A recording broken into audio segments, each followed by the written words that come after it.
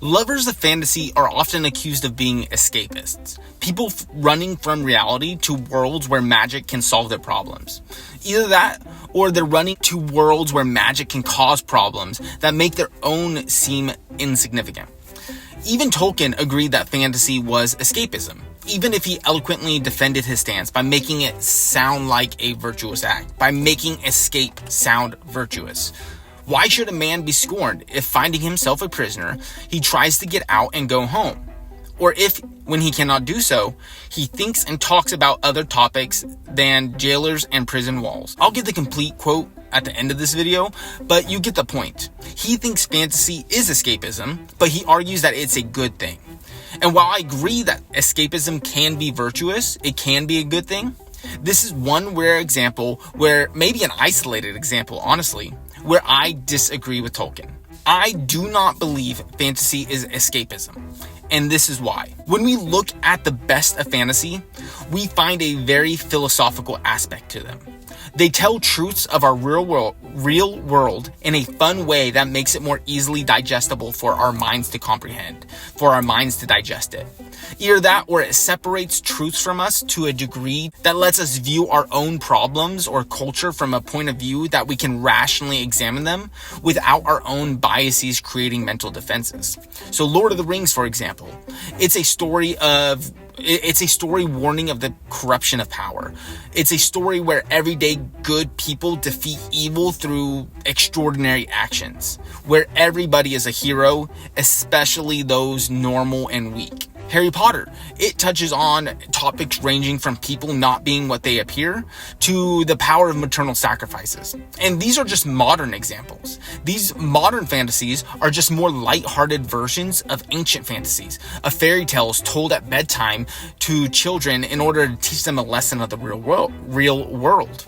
And this brings me to my argument. This brings me to why I do not believe fantasy is escapism. Like I said, I don't disagree with Tolkien very often, but I do not see fantasy as people escaping from something. Fantasy is people searching for something, and often finding it, even if they don't understand what they are looking for, or recognizing it when they do find it. People might read fantasy when looking for heroes to emulate, virtuous and honorable knights defending the weak. People might read fantasy looking for villains to do good things, for bad people to make the decision to become a hero so that they can view their own mistakes as something to overcome, so that people can believe that redemption may be possible through heroic actions. People can read fantasy looking for good people to do bad things, so that maybe they can justify their own evils in their own personal lives. People often read fantasy looking for the normal, weak, ordinary kid to have responsibilities that they aren't ready for thrust on them too young. They are looking for that kid to overcome the challenges that they shouldn't have had to face in the first place. It is people looking for models. Fantasy is not escapism. If anything, it's pursuitism, maybe. The unconscious drive of the human psyche to seek and find missing virtues from their life. The drive for humans to see truth they refuse to see when viewed in non-fiction scenarios, that they refuse to see in their real life. So let me know what you think about this perspective down below in the comments. Am I right, or is Tolkien? Is fantasy escapism, or is it pursuitism?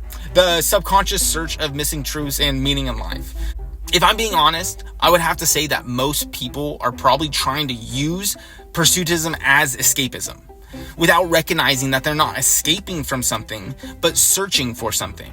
I think most people read very passively, without recognizing that they're searching for something while they are reading these books. And that's not a bad thing. It's just that without active reading, without thought behind the stories that are being consumed, it's possible for people to get the wrong message from the books they're reading. I think passive consumption of books does have an effect on people. And I discussed this a little bit in my Noble Bright fantasy video, where I think that passive consumption can harm our psyche and thought processes. But to end the video, I told you I would give you the full Tolkien quote, just so that you have an idea of exactly what Tolkien said, so that you can decide if you agree with him or if you agree with me.